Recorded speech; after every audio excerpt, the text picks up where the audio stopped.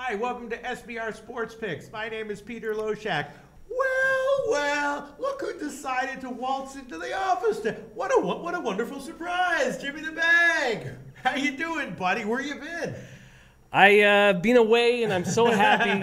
I'm so happy to be back. Yes, we weren't sure if you were going to come back or not, but you did. We're all very happy that you're back. And most importantly, how did your picking go while you were away? Were you handicapping? Was it good? Was it bad? I was not handicapping. I made no picks, so I had a bad Thursday, a very bad Thursday, my last day here with you guys, and then only went. I guess I went 3 for 4 in football if you count the Thursday nighter. So it was a bad week, and I have made no bets since Thursday, so I'm itching. Yes, well, definitely taking time off at random points whenever you need to recharge is definitely an important thing to do in sports betting. I do it all. I do it myself. Glad to have you back, Jimmy the Bag. It is finally, once again, the Loshak and the Bag Show. Of course, we do this show every morning at 10 o'clock Eastern Time, but, I think starting on Monday, we're going to start doing it at 12 o'clock Eastern Time, Jimmy the Bag. Now, the lines do change quite significantly between 10 and 12, and that can be a double-edged sword. On the one hand, it will give you some more information based on what the market's opinion is on your opinions, but also some of these lines we do beat the moves, and we may be getting worse lines on some of the picks that we're giving. Now, I was thinking maybe we could avoid that by giving like anytime I tweet out a pick, I just add it to my record. Like I tweeted out 2 college basketball plays and 3 actually. I went 1-1 on them, but I doubled up on one of them, so actually 1 and 2. But we could avoid it by saying that like anything that you tweet will count at the line that you tweeted at the time that you tweeted out. We could do that. We could do that. Whatever you want to do, I'm easy either way. It's clear that there is an advantage jumping on these early lines that we will not have at noon Eastern Time. On the other hand, you could look at it the other way, which is that you have more information, and sometimes the lines will be better. And especially in the NBA, you see a lot of U-shaped line movement. You know what I mean? Like you see a lot of lines that will go one way by noon and then come crashing back down. Yesterday was a classic example of that, Jim. Jim, since you've been away, my record was not that great overall. I've had some nice calls, but I am officially negative with you in NHL now, so we'll talk about that later. But I was 1-1 yesterday in the NBA. My loser was the over in the Spurs game, which I knew. You remember, Breadman? I said Spurs 99-94, and turned out to be 97-91. I knew what was going to happen, but I couldn't avoid making the pick anyway. But anyway, the point is that when I gave that one, it was 201. By 12 noon, it was up to a 201.5 or 202. It had actually gone up. But then by closer to tip-off, it had crashed to 199.5. So the upshot of that is that if I had wanted the over, I would have had to take a worse line. If I wanted the under, which turned out to be the right pick and the right market move, would have gotten actually a better line at 12 o'clock. So it can work both ways. Yeah, and it will. I don't know if we're going to get enough. It'd be better for late information at 4 o'clock, right? I mean, I don't know if we'll get that much more information at noon than we would at 10 a.m., and that's a little concerning. But you're right, it'll ebb and flow. I can tell you right now, I've done this before. I've done shows at that time, and it's very, very psychologically stressful because if no matter what you do, if you like a side, if it moves in your favor, now you got to take a worse line, and if it moves against you, now you can get a better line, but the market's moving against you. So I guarantee you this is going to be incredibly frustrating, but it will be good training to stand your ground, to stick to your guns, and to believe in your handicapping no matter what the market does. Yeah, I'm excited. I'm, also waking up with the time change. I can now wake up at 5 in the morning, but I'll have a little more energy. I think. Very nice. If we have the latest. Very nice. And the other thing is that the market is definitely not always right. For example, yesterday, Jimmy the Bag, right? My big pick in Maction was I took the over in the Kent State game, right? When I gave it was 46.5 or 47. It closed at 44.5, and it was at 45 by halftime.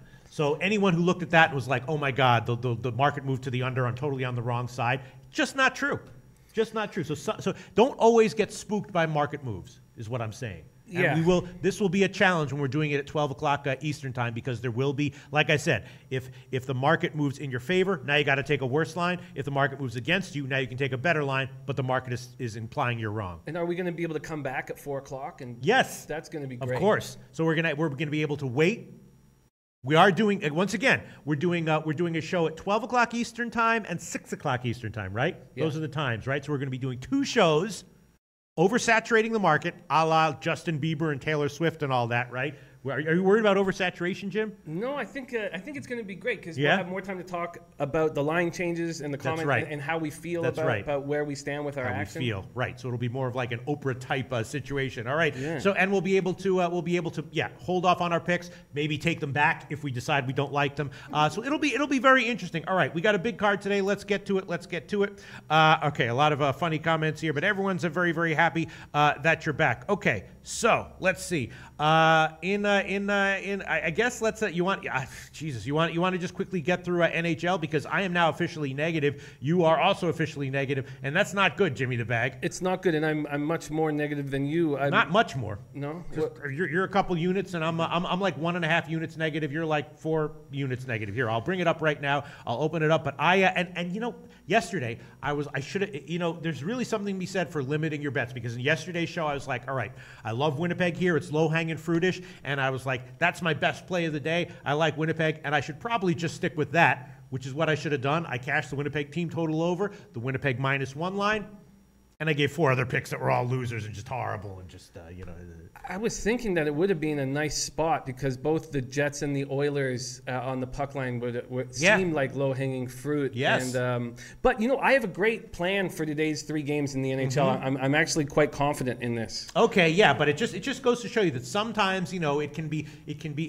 best move can be just sticking with your best bets, the low-hanging fruits. And if I had done that, like in baseball season, for example, my record would have been awesome. It would have been just a little bit more boring because there would have been fewer picks. I like to get picks because it's exciting. All right, so our overall record, Jimmy the Bag in NHL, I am 47-48, average line of +102, so it's not that bad, but I am minus 1.2 units, minus 1.1% ROI, and Jimmy the Bag, 48-55, average line of +104, so you're only down 4.8 units, minus 4.1% ROI, as we've seen in NHL, 1 or 2 puck lines, bam, and you're even. But 1 or 2 puck lines that you lose, and now you're down 7 units. Yeah. All right, let's get into it. We got 3 games today. Jimmy the Bag, good to have you back. It's great to have you back. The energy's here again. I don't have to read all the comments on my own. I can get your thoughts and opinions. You really break down these games really in depth. I really appreciate that. We got 3 games on the card today. 2 of them had overnight lines, and one of them I do feel like maybe I'm seeing an edge here. Let me just my fucking computer, cocksucker. Jesus fucking Christ. Oh, nice. Oh my God. What the fuck is going on here? Nice. When you mumble swears, it's poetry to me. It's exciting. Motherfucking cocksucker. My computer's all like a fucking and Firefox. Oh, here we go. All right. Okay. Now it's working. All right. So the pick that I was thinking about in NHL, I was thinking about taking Anaheim. Now, they're going up against Boston. Obviously, both these teams very similar, right? Having trouble scoring, not winning, banged up. I would probably give a small edge to Anaheim in goal, right, with Gibson over Rask. Would you agree with that or disagree with that? I would say that it's becoming a bigger advantage than small. Right. Gibson is playing extremely well, standing on his head. So I think in Rask is being questionable, although he is improving. Yeah, right. So Boston could obviously, both teams are off of extended rest, so you don't know what's going to happen here. Both teams have some youngsters coming up, who, especially Boston, who've been playing kind of well. But I'm thinking Anaheim might be a nice play here, and I'm actually thinking about going on it with the puck line, and I'm going to do it. I'm not going to double think myself or question myself. I will start off, and we'll get your opinion on this one. Anaheim -1. The money line part of that is at Pinnacle -111, and the puck line part of that, best line shopping here at SBRodds.com, will be plus 240 at uwager.com, involved in the IFBC. I'm on it, Anaheim -1. What do you think, Jim? I think it's the right play. Okay. In fact, I know a lot of people are on. I know I'm going to speak about a couple other games here. Well, we'll focus on the Bruins Sox games. A lot of people are on the Rangers after winning 6 straight. Yeah. A lot of people like the Flames offense, even though they have a backup goalie and goal. I like all 3 home teams tonight, and I was trying to figure out. And I like the Blackhawks and the Ducks the best. And I was trying to figure out how to do it. And you just take the money line with both games now. If you go 1 for 2, you're down units. So my plan is I'm going to take the puck line on all 3 of these home teams today. And all I need to do is win 1, to be in the profit. That's right. And that's the best way, I think, to handle tonight's action. So the Ducks, I think, are in a really good spot. As we know, both teams are hammered with injuries. Bruins have now lost Bjork as well. It looks like Krejci will be back very soon. And they're dressing 5 rookies in their lineup. Now, the Ducks are doing the same, but some of these Ducks are really stepping up, like Jakob Silfverberg. He's becoming a star, and we've been waiting for it ever since the Senators drafted him a few years back. And Carlisle was very disappointed with the 2-1 loss to the Lightning. So the Ducks handled the Lightning much better than the Sharks or Kings, and yet Carlisle was adamant. He was so angry that they were just standing around observing, standing around watching. I really think that the Ducks are playing well at home this year. And this is a great spot at plus 240. Yes, plus 240 is the best line right now, courtesy of uwager.eu. Uwager, great website. I'm going to take Anaheim -1, and I'm kind of agreeing with you there. And yeah, let's move on to Rangers Chicago. Obviously, the Rangers are playing great. They're scoring a lot. But these sometimes, you know, the spot really matters in the NHL. And there were 2 spots recently. St. Louis is a team that I didn't want to bet against, but I knew that the spot favorite Calgary didn't have the balls to give it. It is in my leans list, and of course Calgary did beat. Any of these NHL teams can get beat, right? We know that any of these NHL teams can get beat. Rangers are playing well, but you're right. It does feel a little bit trappy as just a small underdog here. I think that this is a good spot for the Blackhawks. Now, they've been very disappointing. Yes. One of the reasons why I think it's a good spot is Crawford getting lit up against the Devils, allowed 6 goals in 2 periods, was pulled. And he's having a great season. So I really think it's a great bounce-back spot for him. And then what is wrong with the Blackhawks power play? They have Patrick Kane, all this firepower, great defensive pairing, and yet they're 28th in the league at 14.3%. I believe that will change as well. So the reason the Rangers have really blossomed because they finally are getting scoring from somebody not named Zibanejad, and it's Pavel Buchnevich. Scored in 3 straight games, now is 8 on the season. The Rangers desperately needed a second scoring option. I still think they're easy to play against. They have a very good power play, but are easy to play against. They're well coached. And I like the Blackhawks puck line here a lot. It's another giant number. Yeah, well, not that giant, but it's big. All these puck lines are big. Best line shopping right now at sbrodds.com. Best line would be plus 232 at Pinnacle. So you're going to take Chicago plus 232. Yeah, and I was thinking, like, again, kind of just like a little bit too obvious, maybe a little bit stupid, is taking like the Rangers team total over 2.5. But I've gotten burned a lot of times this year taking the team total overs with teams that have been high scoring, going on the road and at an underdog. And in this exact situation, like I got burned taking the Vegas team total over yesterday. Had them at 2.5. They only got to 2. And actually, someone made an interesting comment. I don't want to spend too long on the NHL segment because we have a huge NBA segment to go to. But there was one guy yesterday. I had Vegas against Edmonton. They were a huge underdog, and of course they got blown out. And a commenter, I forgot who it was, made a great point. He said one of these comments like, "Edmonton's the play, you trust me," and he said that Vegas got in there, and you know it was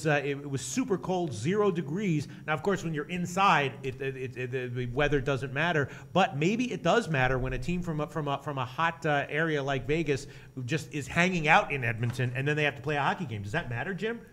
I don't think it matters. No, not that much. Okay. No. I mean, the Edmonton now has the downtown arena and the hotel right there. So before, when they were up, they were way up, halfway up the city, and maybe it would have affected them a little more, even though they still had a hotel right across the street. I don't think it. I just think that Vegas is a really nice spot to fade right now. They completely. They played way above their heads in the beginning of the year, and Legace is just not. I mean, we'll see when Fleury gets back. But even when Fleury gets back, I think we should fade them quite a bit. Yeah. And as we said, the Oilers are leading the league in shots. The goals are going to come, even though they have no offensive depth. All right. So again, all right. So my point is that I had a loss with them on the team total over 2.5 yesterday. I got even plus money on it, but it was a loss. And I'm thinking about it again here. The Rangers plus team total over 2.5, but that feels trappy, doesn't it? Blackhawks have been very strange this year. They're scoring less and allowing less than I expected. I've been burnt in these Blackhawks games, so I'm much more comfortable at a plus 232 and only losing 1 unit when I have anything to do with the Chicago Blackhawks team. All right, yeah. A lot of people are commenting on my comment here. I always assume that any game indoors weather doesn't matter. But this guy made a great comment yesterday, and I just wanted to get your take on it because hockey is a little bit different because you are, in so many sort of remote, cold places a lot of the time. But yeah, Jesus Cabrera says, Pete, that don't mean shit. They are pros. Cleveland Steam R says weather shouldn't mean shit. Most of these guys are born and raised in cold weather environments. Laughing my ass off. Yeah, look, it was just a guy who made a comment that I thought was interesting and wanted to address it, right? Yeah. Sometimes I address stupid comments. Sorry, guys. No, I don't think that's a stupid comment. Yeah. But I don't think it affects them. They're babied, these professional athletes. Right. yeah, absolutely. All right, so you're on Chicago puck line, Anaheim puck line, and you want the Detroit puck line as well. As of right now, only BetOnline and sportsbetting.ag have it. It is plus 240, which is probably going to be close to what the Pinnacle might have 242, but that's roughly the best line. Plus 240, you want that one as well? I do. Now, I know Eddie Lack looked good in his one game that he started this year, and he played well against the Blues when he came in from Mike Smith. But I know Eddie Lack well, and there's a reason why he's bounced around the NHL. Now, he is a good enough backup goalie, but he's just not good enough. And I think the Flames, after going 5-2 on their 7-game homestand, could get a rude awakening, even though they are 4-2 on the road. The Wings are getting Justin Abdelkader back, which will help. I think this is a spot where the Flames, after a great homestand, could be have a letdown game. And I like the number. Now, I do like the Blackhawks and Ducks better, but when I'm getting a minimum of plus 232 on the 3 games, only need to hit one of them for profit. I think this is a great spot. All right, so plus 240. Is that good enough for you? That's what we're going to give you right now. Love it. All right, and before we move on, I was just thinking, what do you think about I was thinking actually maybe about the Anaheim team total over, 2.5 minus 123. I know their offense has been a little bit stalled out, but at times they've scored this year. Maybe that might be a sneaky good play. I'm looking to get into the black again and add some units. So what do you think about that one? No? It's not. I just don't trust this Anaheim Ducks offense. The only game they looked like they scored was against the Canucks. Other than that, they've had difficulty scoring. And Silverberg is starting to play well, and they now have a system in place without Getzlaf and Kessler. What is the number that you're getting at? 2.5 minus 123. And here we go. Bill Perry says Pete is overthinking again. Good point. Good comment there, Bill Perry. All right. I'll pass on that one. I won't overthink it. I'll keep it simple. If I had kept it simple yesterday, I would have had a nice couple units up. Instead, I started overthinking, and I was like, Vancouver first period under, team total under, and then bam, all of a sudden it's like bam, bam, bam, bam, 6 units down.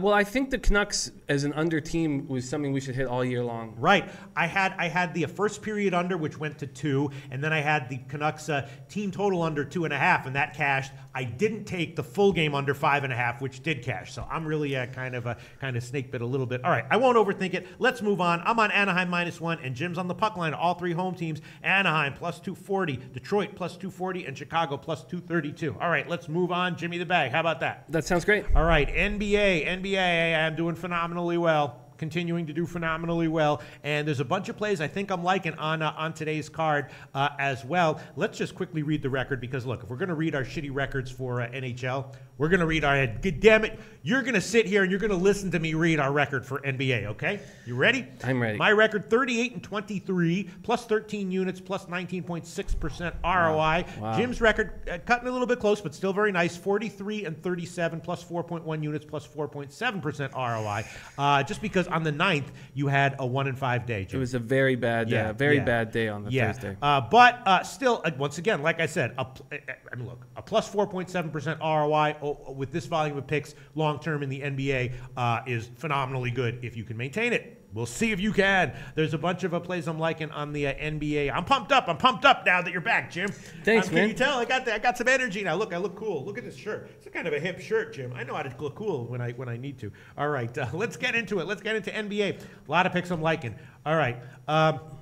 First thing I'm thinking about, Utah obviously losing Gobert. Yeah, that's not good. Their first game with favors was nice, but then they got scotched in their next game, which was one of my picks. I think it was against Minnesota. And the Knicks, had a nice game against the Cavs. And they blew it in the second half, and I'm thinking the Knicks, at least on the first half here, maybe on the team total over, are great plays. What do you think? I think the Knicks are a great play tonight, absolutely. I'm a Derek Favors fan, but sure. I'm going to – okay, he's welcoming this challenge with Gobert out of the lineup, and he's saying all the right things, and center is his natural position. But he's just going to have he doesn't run the floor very well. And they're going to run him into the ground. I know that's what Cantor, his whole plan will be, is just to run at Derek and get him in foul trouble. And then Jerebko is going to have a tough time with Porzingis, a very tough time. And Knicks just losing this heartbreaker to the Cavs, 6-3 at home. I was surprised that we were getting the line that we were getting. Yes, it makes me a little bit nervous. It has gotten bet up a little bit. I bet the first half. I will definitely throw that one on there. First half -2, -110 at where is it? -2, -110 at Bookmaker is the current line right now. Pinnacle does not have any first halves out, but I will take -2, -110. And I was also, the Jazz have let up a little bit defensively. We know that the Knicks can put up points. I was thinking about the Knicks team total over 103.5 as well. What do you think about that? I think that is a good spot. I mean, 103.5 is not too much for the Knicks to do, but the Jazz are going to slow the game down as much as possible. Yeah. I'm curious. I need to watch a full game of them playing without Gobert and with Favors at the 5 and Jerebko at the 4. I mean, I'm worried about the Jazz, but I do know that they're going to slow the pace down. Yeah. All right. I am not going to overthink it. I will just take the Knicks -2 on the first half, -110. Do you want anything on this game, Jim? Very much so. I'd like the full game. Okay, -4, -110 is the best line. It's 4 or 4.5 right now. Jim's taking the full game. Knicks -4, -110 at a bunch of places, Bookmaker and a bunch of places. All right, moving on. Washington and Miami. I've had a pretty good read on Washington recently. Their defense has really stepped it up. There was a couple of days where that was like where their unders or the team total unders were my best bets of the day. And I think at some point their defense is going to let up and they're going to start giving up a lot of points again. But again, I'm looking at it game by game. Feels like this game with Whiteside in, Miami will slow it down again. And it feels like once again, I think we'll see a relatively modest scoring game. I'm leaning under and the Miami team total under. What do you think, Jim? Yeah, what is the total for that game? Well, the perfect example. It opened at 209.5. It's now headed up 210.5 or 211. But again, yesterday, same thing happened with the Spurs total. It went down later on in the day, and the game went under. So, but right now it's 210.5 or 211. Yeah, the Wizards have burnt me. I've tried to go under, and they're playing at such a fast pace right now. It's very difficult. They're second in the league at 111.4 points per game. I did not expect that, although Beal and Wall are nasty. And they have no bench to speak of. So I think that you're right. I think we need to find the right time to start taking unders in Wizards game. And I've already been doing it. Yeah, it's great. It's a smart move. It's a smart move because I took the under in the Wizards game about, two or three times about a week and a half, 2 weeks ago. Well, we had him on the Lakers game. We both had that under. We had that under, but I still feel like they've burnt me too many times. I got the Wizards-Pacers game went way over when I had the under. And but I do think you're right. I think the Heat will slow the game down.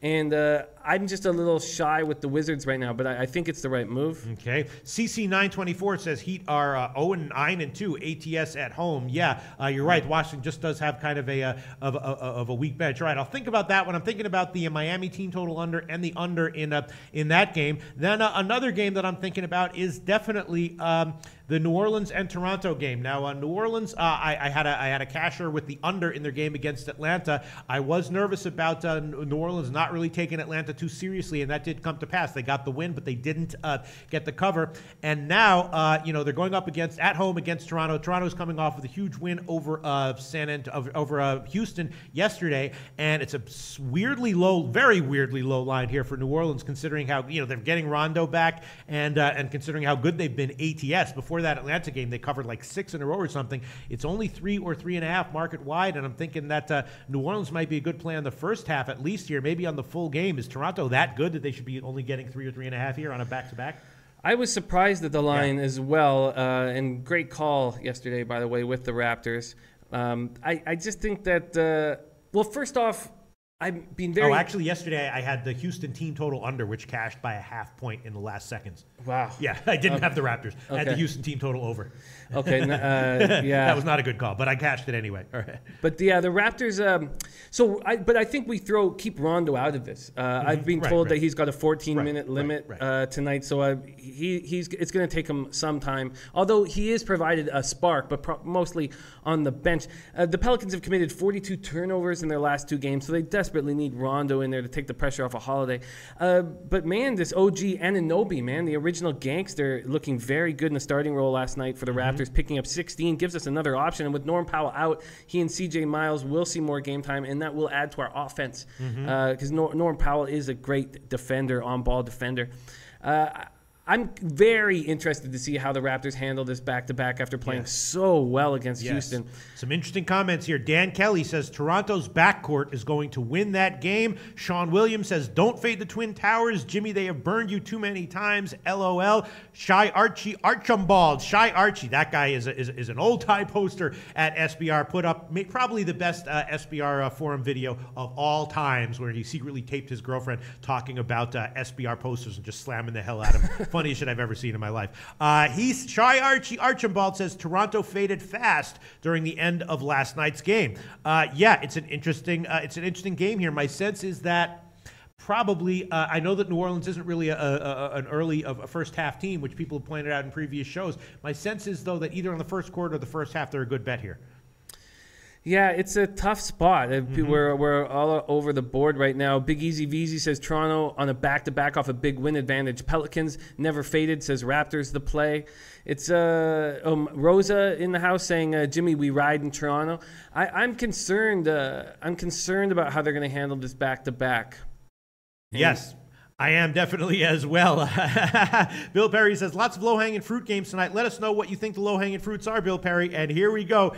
Ace comment here by Brock Lee. He says, Pete is totally accepted by the millennials. You know, that's I have 2 dreams basically in life. To be a citizen of Australia and to be accepted by millennials. Those are my 2 basic dreams. And to maintain a positive record in all sports in my public picks. Three dreams in life.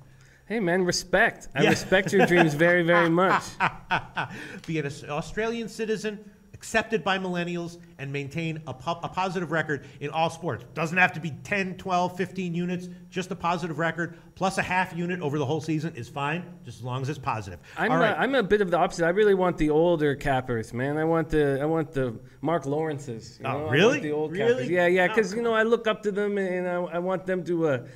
But yeah, I think that we're a good team then. I'm looking for the old cappers, and you're looking at the millennials, man. Yeah, for sure. All right, so Nate Pereira says, my eyes are tearing to see you both together again. A new commenter, Nate Pereira. I haven't seen who that guy was. All right, so anyway, listen. We've got to make a decision here about this New Orleans game. It's an interesting game. Obviously, New Orleans in general has been a good bet recently. They didn't take Atlanta as seriously as they should have. Still got the win, but didn't cover. I nailed that one with the under. Here, I'm thinking New Orleans early is going to be a good bet. Other people saying that Toronto has a big edge in the backcourt and that they will come out and pull this game away. It's just my sense is that early New Orleans is a play. What do you think, Jim? I think that makes a lot of sense. All right, I'm going to take it. And I'm going to take it 2 ways. I'm going to take them on the first half, -1.5, -110, and also on the first quarter on the Pinnacle opener. So I'm liking this so much that I'm taking it 2 ways. I just think that New Orleans got a little bit of a scare from the Atlanta game being so close. Great game by Toronto yesterday, but as Shy Archie Archibald said, they faded at the end of that game, and it feels like it's just going to be a down spot early for Toronto. So I'm going to take New Orleans on the first quarter, first half. Hopefully I at least cash one of them. Maybe I'll cash both, Jim. Yeah, it makes sense. I get it. All right, let's move on to other games. What game do you really like on tonight's card, Jim? Well, before I do, my man Philip Age says that the streets fucks with Pistol Pete. Oh, man. do they really? Yeah. If the streets are fucking with you, man, I know. You're on the right track. I know some people in high places, low places, left places, right places, northwest, southeast. I know a lot of people in this world, Jim. Respect. Oh yeah. Okay, well, let's see. I'm still pretty confident in a couple games, even though I did feel like this was a difficult card to mess with. But I'm really interested in the under in the Spurs game here. Where do I have it? Fuck. By the way, let me just say one thing. When I said I want to be accepted by millennials, I didn't mean millennial handicappers. I just meant like millennial people. I feel you. Okay, all right, go on. Okay. I feel you. I like the under in the Spurs Timberwolves game, and I'm curious to see what you guys think about it. The Spurs have looked good, won 5 of 6. Aldridge just put up 32 last night. He's become their sole offensive out. You know, their only thing that they've got really going for them is getting the ball to Aldridge, and he had a big night last night, and it's a back-to-back. The Wolves have scored over 100 points in 12 straight games. Pop is obviously going to create a game plan to slow that down. Now, with Dang, Patton, and Aldrich out, there's no natural 5 to back up Towns. So the way I see the game being played is that Pop is going to send every offensive play directly at Towns to both get him tired and to get him in foul trouble. And if that happens, then the offense, I think, will dry up. And that is sort of what I'm hammering with. That's my idea in this game. All right, you might be right. First of all, that line didn't have an overnight line. Well, it had an early morning line, so I did look at it a little bit. And both San Antonio and Minnesota are teams that make me nervous right now. I do have a good read on both of them in specific spots, and it has a lot to do with the teams they're playing, not so much them. I like Minnesota against Utah, and that had more to do with Utah than with Minnesota. But when these two teams are matching up together against each other, that's a pass for me. So I don't know what you want to do with this game. Well, the line has gone alarmingly down. It's too bad. Hako Schofield says, I like the under as well, Bag. The Spurs just played. Yeah, it opened at 209.5. It's now down to 207 or 206.5. So that's oh, no, you can still get 207.5 at UWager. We use UWager. You can get 207.5. Yeah, that's, I think I can understand. I mean, I know Popovich is a genius, but I can, in a simple way, I can understand how to come at the Wolves tonight. And that's, with no natural 5 to back up Towns, you have to go at him at every single play. You have to bang with them. You have to fuck with him. Now, Taj Gibson has really played well in the extended minutes he's received for the last 4 games, double-doubles in every game. But I just think that it's a simple game plan. You have to slow it down and go at Karl Anthony Towns every play. And if you do that, then the under should hit. Some interesting stuff here. Interesting comments here. Let me see. There's so many comments I can't even remember the comments I just read to. Yeah, some San Antonio is 5-3 ATS and 8-0 straight up against Minnesota. Bill Perry says Spurs shit the bed last night. They have forgot how to blow out weak teams. Yeah, so you got to take, that's a factor that I don't think you've considered that, Jim. The Spurs shit the bed last night, Jim. Keep that in mind. I didn't realize there was a lot of shitting the bed going on. That's too bad. You know, I don't want my basketball players shitting beds. All right, we got to. Okay, Jim, you got to make a decision. Or no, you don't have to make a decision. But we do need to move on. It is a big NBA card. You want to make a play on this one? What do you want to do? I'm gonna.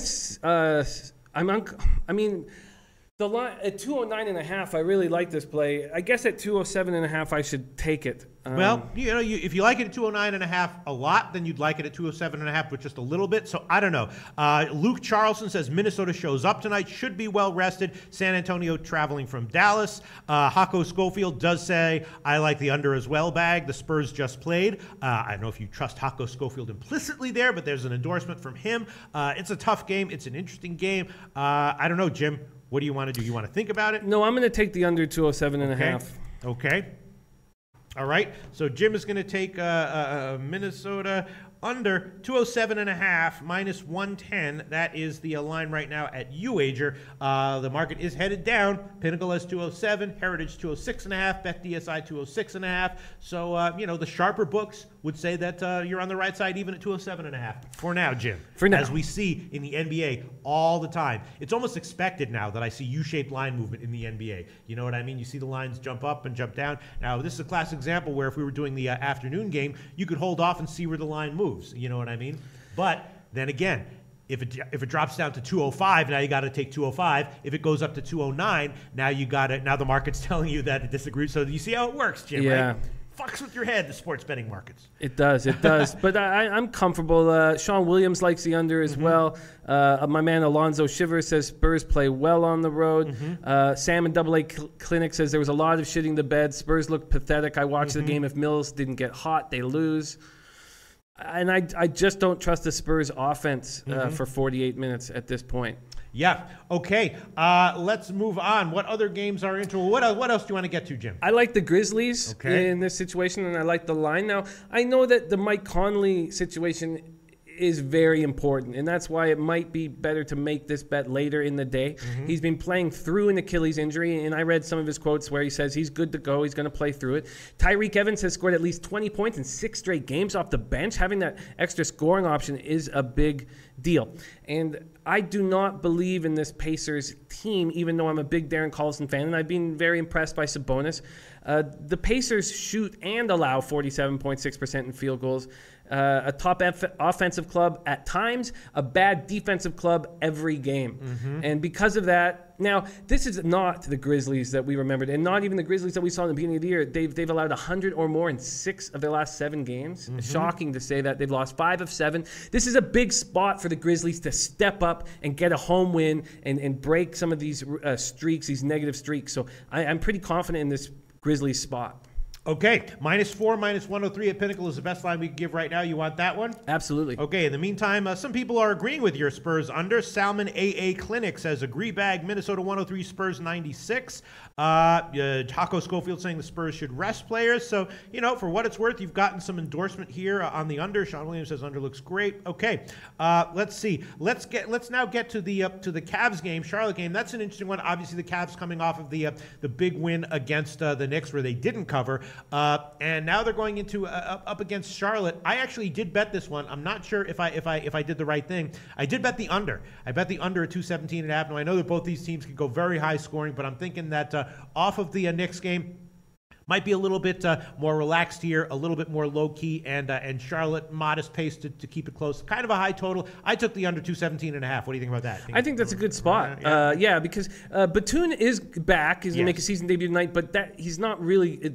In a week or so, maybe he will really help this Hornets team because he averages 5.9 assists per game last year, and they have the worst average amount of assists right now. I was shocked that Kemba has to do a better job distributing. They're only averaging 19.5 assists per game, and that's just not good enough, and Batum will help. Because it's Batum's first game and they're going to have to reintegrate him into the system, I think that the under is a good spot, and I know that without Tristan Thompson, the Cavs' idea will be just to bring Howard out. Howard will be useless, I think, in this game. But the Hornets are going to need Frank Kaminsky to defend the perimeter and defend the three-point line and then take those three-point shots himself. I think Kaminsky will have a big game. And it's clear LeBron is starting to get into shape, but their defense is absolutely terrible. 28th in the league, 112.5 points per game, and I don't see that changing anytime soon. A lot of people commenting on this game, loving the Cavs. Hako Schofield saying like the Cavs tonight. Alonzo Shivers says Cavs low-hanging fruit. Nate Dogg 420 says Cleveland and the over 218.5. Yeah, I was thinking 217.5 might be a good play, but I might be on the wrong side of that one. Maybe I'll hold off on that one. Hako Schofield saying LeBron's pissed. Is he pissed? But the Knicks game's over. He won. He won, but they're 7-7. How long are they going to be a 500 team? Searcy has a great comment here. It says the bench at home will win this game. Wait for the game to be bet down. Interesting.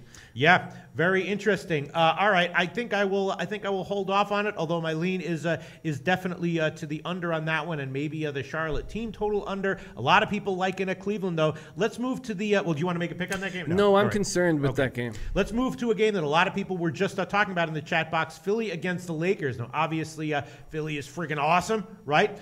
They bounced right back after the blowout loss to Golden State and got another win in ATS cover. They've been covering like a demon recently. They had a two-game skid where they they got blown out by Golden State. Bounced back last game, and the Lakers can cover at times, but in general a pretty kind of a crappy team, and it's a little bit of a suspiciously low line again, -3 or 3.5 for Philly. What's up with that? I know in their last game, all the big guys played like 35 minutes, so that but still a little bit suspiciously low, right? Yeah, I like the Sixers here, and I kind of like the under, and I've been burnt taking the under in Lakers games. But here is my thinking around the under.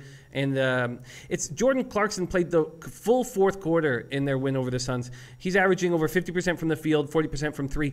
They can't play him in the fourth quarter against Ben Simmons. Ben Simmons will eat him for lunch. They're going to have to play Lonzo extended minutes because Lonzo's long enough to defend Ben Simmons. Because that Clarkson's not going to have a spot really in the rotation unless they move him to the 2, I think that the Lakers will score less points in this game. And I think Ben Simmons is going to change the game, and Lakers are going to have to plan for Ben's 6'10" point guard. You're just not going to be able to use Clarkson. Yeah. Again, I was thinking Philly on the first half. Do you think that they're better on the full game or the first half? Well, Alonso likes 76ers first half. Yeah. Jesus Cabrera likes 76ers all the way. Brock Lee's with you. He says 76ers are a first half team. Okay. I'm taking it. 76ers on the first half. They've always been a first half team, even last year when they sucked. All right, -1, -115. I did bet that one, and I'll throw that one on there. Philly first half -1, -115. Philly first half -1, -115. And then Arthur comes in with exactly what we talked about 3 weeks ago. The Sixers were off last night in Los Angeles. Oh gosh. And that is such a good point, Arthur. Thank you so much for bringing that up. That is such a big deal. That is such a huge deal. And Embiid is now a superstar. Yeah. And he's going to, I don't know what, I wish we could find out what clubs they were at last night. But we saw what that did to the Grizzlies when they were feeling so good about themselves. Now, it did help that the Sixers lost 2 games in a row before beating the Clippers 109-105, but that is a huge deal. It is. And the same type of deal in NHL when there starts to be professional hockey teams in Vegas. I think we can think about the same sorts of things, right? I think we can. Yeah. I think we can think about the same sort of things, and it was a nice point for Arthur to drop. Now, Searcy says definitely the under, but then he says Lonzo can't defend anyone. I've been impressed with Lonzo's defending. I know he hasn't grown into a man's body yet, and that will really help him defend. But I've been impressed, and he's got the length to fuck with Ben Simmons. I'm concerned about last night off in LA. Yeah. I'm very concerned about it. Interesting. K-Pine0927 says 10-foot pole game. He might be right. You know what? I'm gonna bet that if Philly did go out and club it up last night in LA, that maybe it affects them in the first quarter, the first 6 minutes, but that in the second quarter they'll get it together. The drugs from last night will wear off a little bit, get out of their system, they'll sweat it out, and they'll come back and take it. So I'll take Philly first half -1, -115. If it loses, it loses. I'll eat it. But I'm okay with that one. I hear you. Carlos Luder says Lonzo won't guard Simmons, man. What are you talking about? Obviously, they're going to have to keep switching. But I do think that Lonzo will have time guarding Ben Simmons. I mean, I understand. What are the 1 and the 2 going to do in LA? It's always going to be matchup nightmares with Ben Simmons, and I do think Lonzo will be guarding him, and I'll be watching the game. Jesus Cabrera says Lonzo Ball overrated, Ben Simmons the real rookie. I feel you, man. I've got him to win Rookie of the Year. Big Easy VZ said Lonzo better be able to defend because he can't shoot. I like the Sixers in this game. Arthur Funches comes in, taking Lakers first half. Okay, I'm going to take Philly first half, -1, -115. If it loses, it loses. Arthur Funches just jumps right in saying taking Lakers first half. You might be right there. I might have to eat a loss there, but I will. Hako Schofield says Philly wins easy. A lot of conflicting opinions here.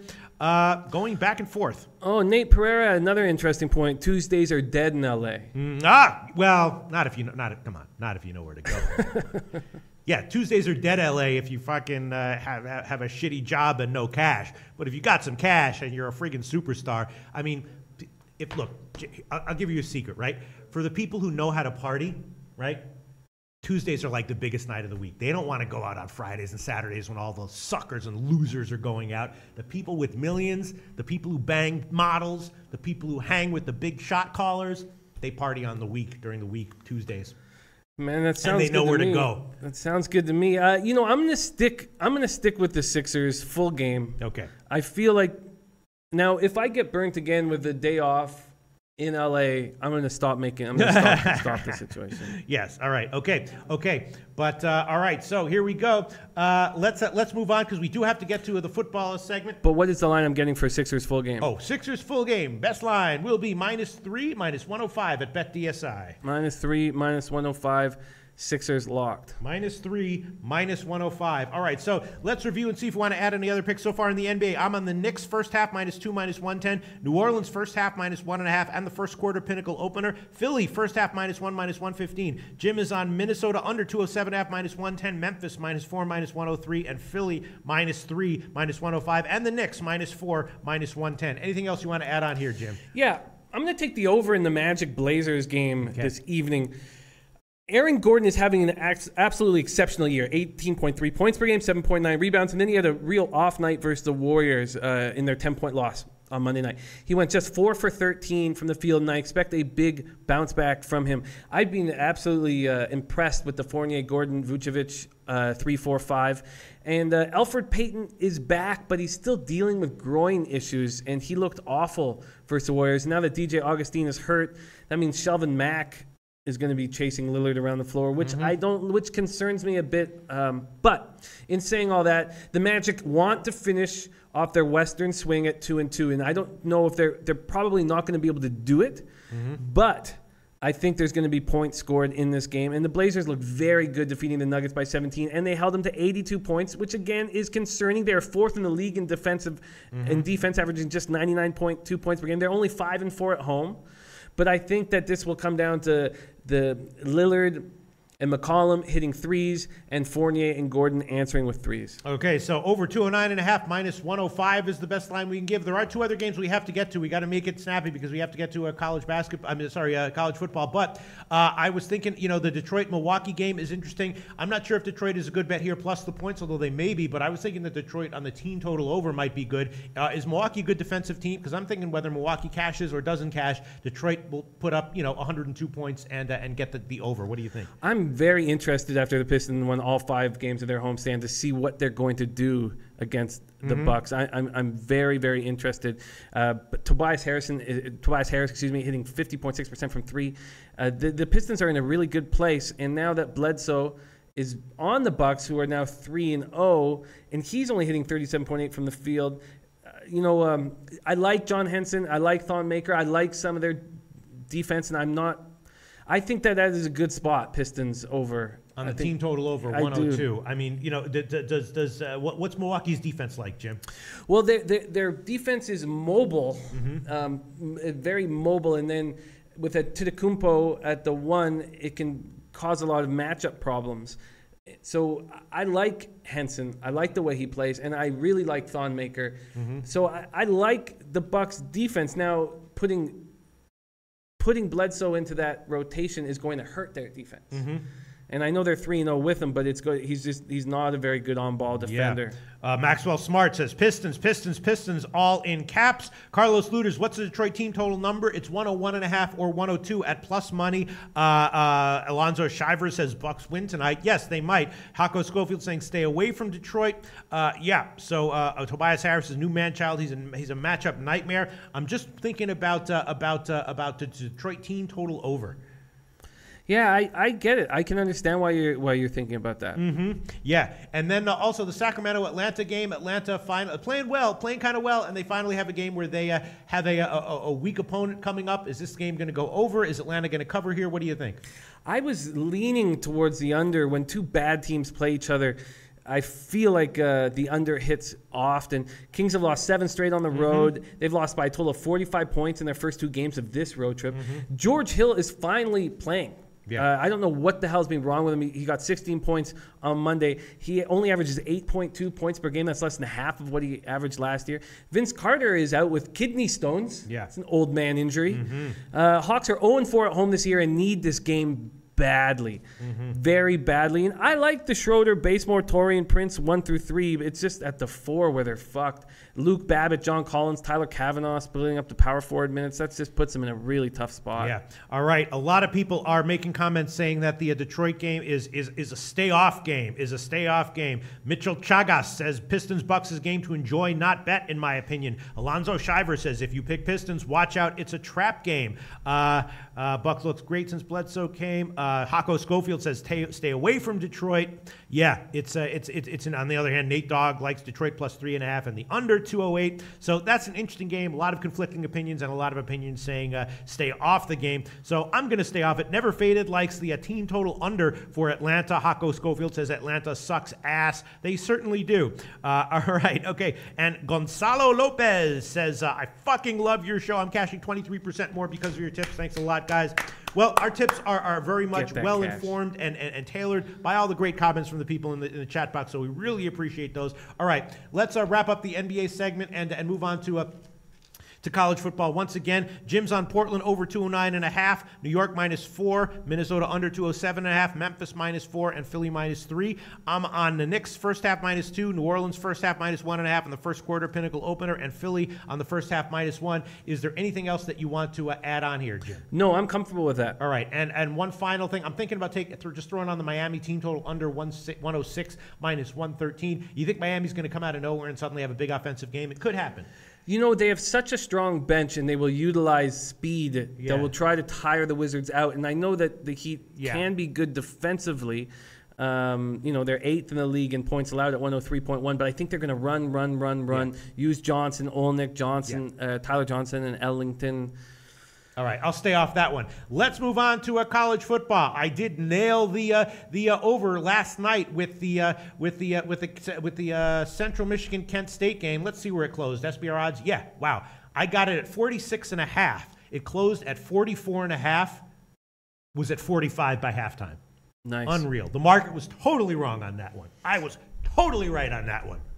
Nice. Very nice. All right, so we got 3 games tonight. Hopefully I can do it again. The total that I am kind of liking the most in this one is a little bit tricky, but I do kind of like the over in the Eastern Michigan, Miami, Ohio game. I did bet that one, and I bet it. I will if I didn't give it, that would just be no balls. So I will give that one. It's 49 or 49.5. A bookmaker has 49 -110, and I will give that one. Of course, the big news is that Ragland is back for Miami, Ohio at quarterback, and that makes a difference. You know, the offense should be better with him in there. Eastern Michigan.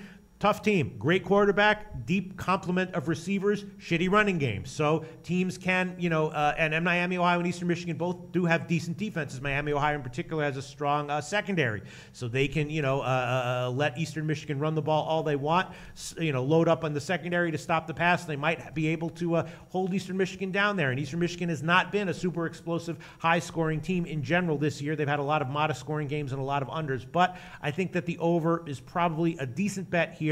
With Ragland back, with Eastern Michigan having some, potent weapons in the passing game, and I'll take it over 49 -110. What do you think? I think it's a good spot. I think that Roback, after throwing 5 picks versus the Chippewas, will play better. He broke the touchdown record for the school, and I think he was forcing it. I think he will play better and more composed, and I see why you'd want the over. Yeah, I would also be leaning Eastern Michigan plus 3.5 and the Eastern Michigan team total, which would be just 23. We'll get to some comments in a second and see if you want to add any picks yourself, Jim. The other interesting game is Toledo and Bowling Green. Now, this is an interesting game, of course, because Toledo, a huge offense, right? A ton of overs, but, I think that I'm not exactly sure that they're going to want to run up the score here. Bowling Green has a shitty defense, but maybe they'll try to, shorten the game. I'm not convinced that even though it's a primetime game, I'm not convinced that Toledo's going to want to run up the score here. And I was thinking about a shot with the under at 66. It's all over the place. Not all over the place, but most places have 66. Pinnacle has 65.5. Bookmaker has 66.5. I know Toledo has a shitty defense. I know Bowling Green has a shitty defense. Toledo has a huge offense, but I'm just not convinced that this is a spot where Toledo's going to want to run up the score so much. And a lot of Bowling Green's games have been going right on 65, landing right on this number. So I feel like there might be small value with the under in this one. Not sure about that one, if that's a great bet. And then the Western Michigan, Northern Illinois game is going to be a total pass for me. Obviously, both teams very strong rushing offenses, very strong rushing defenses. So you might want to think about a shot with the under, but we've seen these primetime games a lot of times they're going over. And again, their rushing offenses are very strong. And Western Michigan, obviously, Northern Illinois has a big advantage at quarterback, right? Their quarterback has been excellent. They have 3 quarterbacks now who have all been, seen decent playing time and been pretty good. On the other hand, though, Western Michigan is a strong team with a strong running game, and you're giving them 9 points, which is a hell of a lot of points. So I could see this one being like, I don't know, 27-20 or something like that, just sneaking under. Western Michigan just sneaking with the cover, but the lines look pretty dead on to me. So that's a total pass for me. Eastern Michigan, Miami, Ohio on the over is an official pick, and leans would be Eastern Michigan plus the points, Eastern Michigan team total over, and Toledo Bowling Green under. Those are 3 leans. What do you think about any of this? I agree. The Huskies game looks difficult. Huskies-Broncos game looks difficult, very difficult. But I like your angle with Toledo and Bowling Green. I like that a lot. The thing is that Toledo is coming. Someone made a comment here. Toledo got embarrassed last week, which is true, but I'm not sure that their way of saving face and atoning for that is going to come in here and looking to blow out a team that they know they're better than on the road. I mean, I think they probably cover. You know what I mean? But I'm not convinced that they want to run up the score late. Yeah, I think you're right. Wow, Scott K says, I love the over in Toledo. I love the over. Alonzo Shivers says, Western Michigan will cover, all in caps. Yeah, I mean, Northern Illinois is clearly the better, more complete team, but Western Michigan's a strong team, strong running game. I kind of like that rookie quarterback anyway, and you're giving them 9 points, which is a hell of a lot. I like Western Michigan as well. That's actually a lean, come to think of it. Yeah. It's just that this, that you don't exactly know what you're going to get with the young quarterback, for Western Michigan. And the other thing about Bowling Green is they have a lot of injuries on the offensive line. So Toledo might, Toledo might win this one like 52-9, 52-7, and it goes under. You know what I mean? Mm-hmm. It might be one of those type games where they do run up the score and it still goes under. Scott K loves the over in Toledo. Western Breadman likes Western Michigan plus 9. Alonzo Shivers likes Western Michigan plus 9. Yes, Hako Schofield saying, when does this show change times? Change times on Monday, I believe, right? We're doing it on Monday. On Monday, and I think that will give us a chance to also hammer more college basketball. So what we'll do is during the morning show, if you guys want any college basketball games broken down, just drop them in the comment, and then we can hammer them at 4 o'clock. That will be an easier way because there's so many games. That'll be an easier way to handicap. Yeah. Scott K saying he loves over in Toledo. Scott K, why do you love the over? Jose Gomez, thoughts on Knicks -4? Jose, come on. You got to get to class on time, baby. We love the Knicks -4. We do. I like the Knicks on the first half, but we covered that extensively in the beginning of the show. No, I didn't mean to come down on you, Jose Gomez, but we did talk about that, earlier in the show extensively, probably too long, and that's why we're running over right now. We got to wrap up the show pretty close, pretty soon. Conrado Mendoza says bounce back spot for Toledo. I know it's a high total, and I'm just not sure at the end of the game if Toledo's going to be going all out to run up the score. You know what I mean? I could see that Toledo's going to score 4. Justin seriously says Toledo's going to score 35 in the first half, I think. Yeah, I mean, that might happen as well.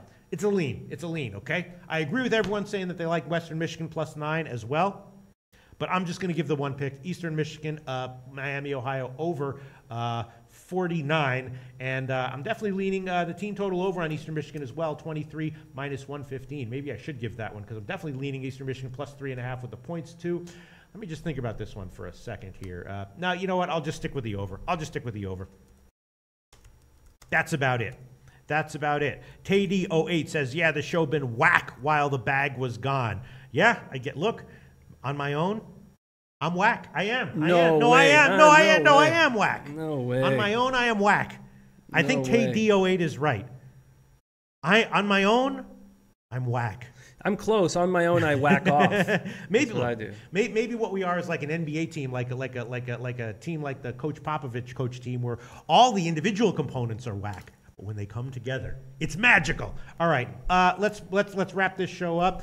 Eastern Michigan, Miami, Ohio, over 49, -110 is an official pick. Definitely leaning towards Eastern Michigan plus the points and the Eastern Michigan team total over. We'll see how the Toledo Bowling Green game goes, and that's it for me. Do you have anything that you want to add on in terms of college football? No, I'm going to leave the college football card alone, but I like where we stand with hockey very much. The puck line on those 3 games, all you have to do is hit 1 for profit. I think that's a really good place to be. Sportsbook Review says Pete is like Ned Beatty in Hat. Ned Beatty, one of the coolest character actors of all time. All right, I guess we're out of time here, but I threw on a lot of college football totals from the Saturday card, and I guess I'll just give them tomorrow. I guess I won't give them right now. But all right, that's it. Wrapping up the show. We won't go over all the picks because we got to wrap up the entire show. But I have one pick in college football. Jim has all the home teams on the puck line in NHL, and I have Anaheim -1. And then Jim and I both have a slew of NBA picks. Hopefully, we'll be profitable, and we'll be back tomorrow for the Thursday card.